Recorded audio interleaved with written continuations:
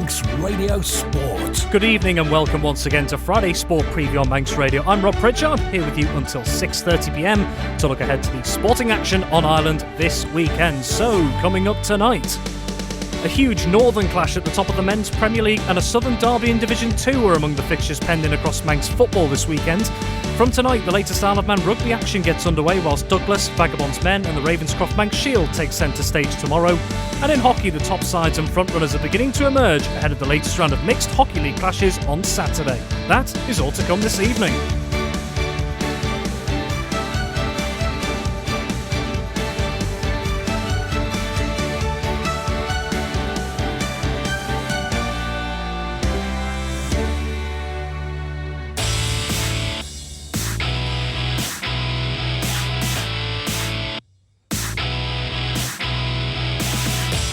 A very good evening and welcome once again to Friday Sport Preview on this gloomy, miserable evening here on Manx shores. But that doesn't stop us taking a look at the sporting action set to take place on the Isle of Man this weekend. We'll turn our attention straight away to Manx football and some really intriguing and tasty-looking ties this weekend.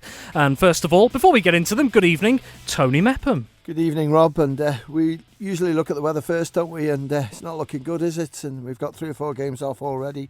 And I'm pretty certain we'll probably lose a few more tomorrow. So let's just hope, fingers crossed, the weather's not too bad tonight. Don't mind a bit of wind. Try and dry the pitches out. But yeah, the rain we've had the last couple of days, I think will put an end to quite a few games. Yeah, as Tony's rightly mentioned there, we do have a couple of postponements. We also have to remind you there's no games, no football games on the Isle of Man on Sunday. That's because it is the half-term break as well. All the fixtures taking place across Saturday. Let's get straight into those Saturday fixtures then, all kicking off at 2:30pm with the exception of one, which we'll come to. We'll start with the Canada Life Men's Premier League, and over at Ballafletcher, Corinthians will be taking on Braddon, Tony. Yeah, inspected the pitch today, and it's touch and go on this one, but Braddon, what a great result recently. I think you were away when they had that super win against St George's, and I'm sure Will Smith will be hoping for a little bit more. Corinthians will have to do without Danny Gerrard. He's been brought into the FC Isle of Man squad, but I watched them recently and they were well determined against Ramsey, even though Ramsey just took that lead and had a little bit of edge over them. But I think Ben Qualtrough knows that it's an important game for them. You know, Braddon will be brimming with confidence after the last performance, but I'm going to go for Corinthians just looking at the league positions. Well, we mentioned there's one exception to the 2:30pm kickoffs, and it is the early kickoff coming in the Men's Premier League. St Mary's against Laxey, 1:45 at the Bowl, Tony. Yeah, St Mary's big defeat, wasn't it, against Ramsey, so they'll be looking to correct that one, as well with Laxey. But stop and start because the game against St George's, it was just one of those. But certainly these two teams are the two sides fancied towards the end of the season. We look at the league tables now with most teams played 6 games, some 7. And we're looking for those sort of 12 games halfway stage, if you like, to get the Railway Cup qualification. And I think that's what it means on these clubs at the moment. It's at the Bowl, so this will be fine. Doesn't matter whatever weather conditions we've got. But I'm pretty certain Alex Harrison and certainly Johnny Palmer will be looking to get the strongest team out to try and get the points. If I've got to pick a winner on this one, I don't know what happened in the last game against St Mary's, but I'm just going to go for Laxey to win it. Very well, and then we head up to the north of the island, and boy oh boy could we have a game on our hands here. First versus second respectively, both undefeated. Ayr United against Ramsey, Tony. This has the makings of a humdinger of a game, doesn't it? It certainly does, and bragging rights as well, isn't it, Rob? Because Ramsey Town, either side, whoever wins, will be pretty busy. And I watched Ayr last week, and it's down to sort of how many chances do you want to finish a game, because they missed quite a few sitters, to be honest with you. Yes, they got the result in the end against Union Mills, but Ramsey are a force to be reckoned with. They showed that sort of standard last year. They were looking good, and this year they've brought it through. And Northern Derby, there's no form. You just forget about that one. The only thing is for Ayr United, no Jamie Callister, he's away, so that's going to not help them. Johnny Shields missing as well. So I just feel that with those 2 key players missing, it's going to affect them, and I'm going to go for Ramsey to take victory. Very well. Then we head over to Mullinaklowey, and St John's United still looking to try and get valuable points on the board. They'll be hosting Union Mills this weekend. Yeah, they picked up a little bit, but it's just getting the strongest team out that Sam Brown can. And it's a bit hard. That's where with Union Mills last week against Ayr, they didn't really create anything, which was unusual for them, because you got Jordan Cawley in midfield who can produce, and then you've got Luke Booth up front who can get the goals. But for whatever reason, it didn't happen for them. And St John's at the moment, letting goals in. They've got one or two sort of injuries to key players there, and I think they're trying to play them through those injuries, but I'm going to go for Mills to win. Very well, and then we've already talked about the top two meeting in this league. It's the turn of the bottom two as well over at Russian United, because they're hosting Mepham. Yeah, you wouldn't have said that about Russian at the start of the season, would you? I think everyone was tipping them to finish top 3, top 4, and it's not going to plan. They have picked up lately. They've had a few draws, which proves costly because you only get that 1 point. And I don't know what it is at the moment for Russian. They just can't seem to get good performances going together. They're not scoring enough goals, as well with David Bruce's side.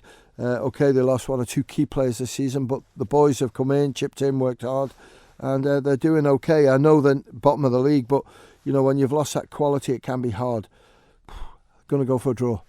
Very well, and then rounding off the Canada Life Men's Premier League on Saturday out in the West, Peel, the defending champions, of course, up against Douglas Royal. Peel just dropped off the pace a little bit at the moment of the front runners at this stage. A long way to go, of course. So is there quite a bit riding on this one, Tony, or is it too early to say? No, I think it is, because I think Douglas Royal, I watched them against St Mary's, and I wouldn't say it was critical, but they just didn't look like scoring. They sort of struggled against St Mary's, and then since then Michael Fitzmaurice has got them playing a lot better. They've picked up some useful points which will get them away from the foot of the Premier League, but certainly Peel, they've got to pull the socks up because they need to keep things going. They need to get qualified for the Railway Cup. I'm going to go for Peel to take the victory.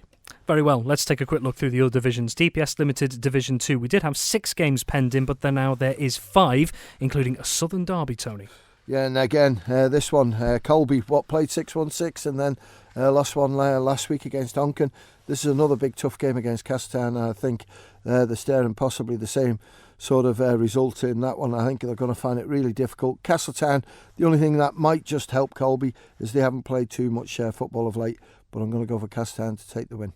And then we also have Michael versus Onken, Governors Athletic versus Maloo, Ramsey Youth Centre Old Boys versus Pulrose, and Jims versus Douglas High School Old Boys, because the other game, Foxdale versus Douglas and District, has been postponed, hasn't it, Tony? Yeah, it has. And Michael, 3rd, Onken 5th. Good victory for them last week. So Liam Kane's the main one. If they can keep him nice and tight, Onken's defence, then they're in with a chance. But I'm going to go for Onken just to win it. Governors Athletic against Maloo. I've got to go for Maloo just to win that. This is being played at Colby. We've got Ramsey Youth Centre against Pulrose. Youthy should take maximum points in that one. And Jims against Douglas High School Old Boys. I just think Old Boys have got enough. They'll win it. Very well. Let's move into the combination leagues. Canada Life Combination 1. Again, we had 6 games scheduled, but now 4 taking place. 2 have definitely been postponed. They have, and Braddon against Corinthians has gone. Moran against Russian has gone. So Laxey against St Mary's. St Mary's is still top of the table, but Laxey had a good result last week against Corinthians. So let's have a look at that one. I think it's got to be St Mary's to win. Ramsey against Ayr, another northern battle, and the combination players usually a little bit younger, so good banter will be on, but Ayr are second in that league, so I'm going to go for Ayr to win.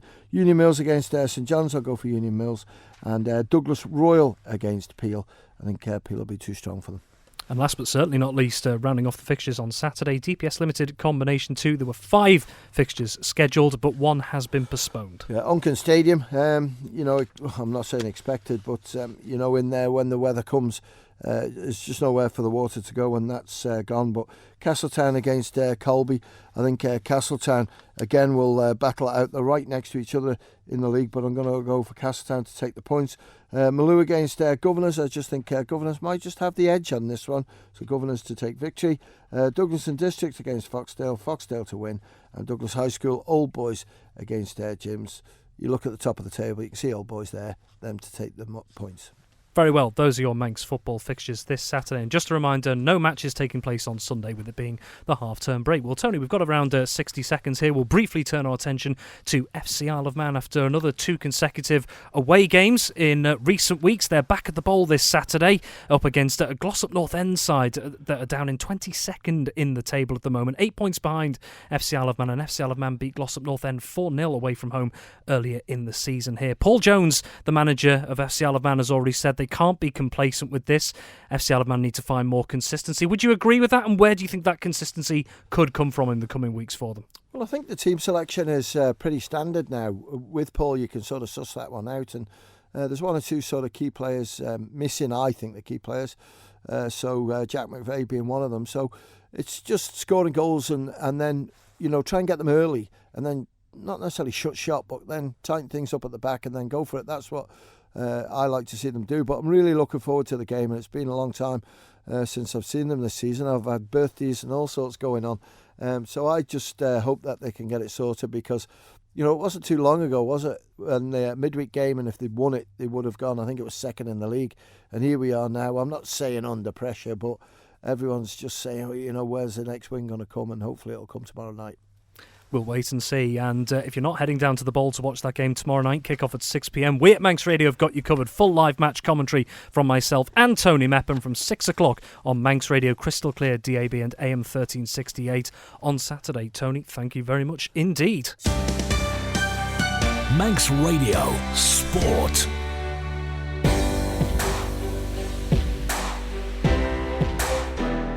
Well, yet another jam-packed schedule is taking place this weekend in Manx Rugby. Tomorrow sees both Douglas and Vagabonds men competing on home soil in the Regional 2 North Western Counties for ADM Lancs Cheshire Leagues, respectively.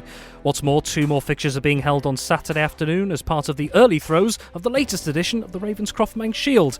But there's rugby coming before all of that, this evening in fact, as Vagabonds ladies are in action at 7:45 tonight in the Women's NC1 North West at Ballafletcher. With the lowdown on that and what's to come on Saturday is Dave Christian. Vagabonds against Liverpool St Helens. Vagabonds not been off to the best start this season. Winless so far, played 2, lost 2. However, things are improving for them. They've got some new players up there, growing week by week. And, they're going to give Liverpool St Helens a run for their money. I think it's probably fair to describe the Vagabonds ladies so far this season anyway as in a bit of a transition. Positional changes, well, we have seen Jess Swales move from hooker to scrum half. She goes back to hooker this weekend. Sammy McDonald in at scrum half. Sophie Henry, though, was at number 8. She remains out at inside centre. The back row this weekend, an all-new combination. Kirsty Cubban, Caitlin Henry and Malin Campbell. In the back line, though, we've got skipper Leona McGovern's in. Jo Bell back into the side. Rebecca Dunn, co-captain, in at fullback. There's plenty of Vavoom to come off the bench. Saturday's games, first one away is Douglas versus Burnage down at Portashee. That kicks off at 12:30. Douglas not been going so well. They've picked up a win. They've got some losing bonus points, but not quite been going as well as they hoped. The number of losing bonus points is encouraging for Douglas. It suggests they're close, but Burnage is one of the teams from the top 5 that they haven't met this season and will be something of an acid test. They've got home advantage. Forecast at the moment, at least the last one I read, was it's dry on Saturday, maybe a bit of rain later on. So if it's dry during the game and the pitch gets a little bit of a chance to lose some of the moisture it will have picked up overnight between Thursday and today, Douglas will have a reasonable chance down there. No team news as yet from Douglas, but hopefully they get their strongest side out. They'll give them a run for their money. They were pretty close their last outing, just downed away at Altrincham Kersal, not too much in that game. Up at Ballafletcher in Counties 4 ADM, Lancashire Cheshire, it's Vagabonds against Birchfield. That kicks off at 2 o'clock. Some changes to the Vagabond squad this week. Rob Martin comes in at prop, with Joe Lowe going to the bench. New name for me, Gavin Turnbull gets a start in the second row. Ruan Erasmus drops to the bench. Back row is also, there's a bit of a change in there.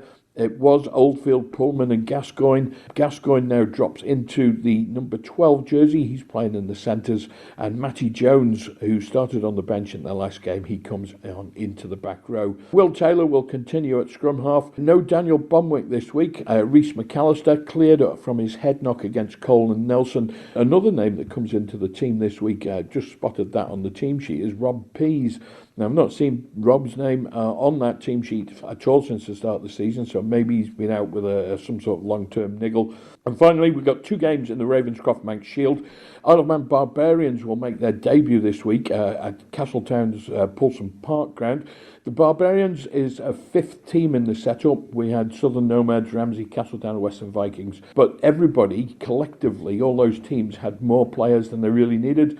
So we're going to have a go at forming a Barbarians team made up of the players who aren't always getting selected for their first teams. Castletown, good performance against Western Vikings in round 1. if they carry that on, they should beat the Barbarians side. But just looking at the fixture list, it's Ramsey who don't have a game this week. And if Ramsey sends some players down to that Barbarians team, it might be a little bit stiffer because Ramsey, only after one round, appear to be the form side. And the other game in the Ravenscroft Manx Shield, it's down at Ballakilya Park. Both these games kick off at 2:15, by the way. Ballakilya Park, Port Erin, where Southern Nomads will face Western Vikings. Nomads will want to get back to winning ways. They lost heavily to Ramsey last week in the opening round of matches. Western Vikings, though, they pulled off a win at Castletown. They got maximum points as well. Nomads should come back to winning ways this week. They've got loads of pace outside. They've got loads of skill and experience in the forwards. Western Vikings, well, if they're going to make any sort of showing in the Cheshire Plate competition, they're going to have to put in some big performances between now and then, and this could be the start for them. Manx Radio Sport.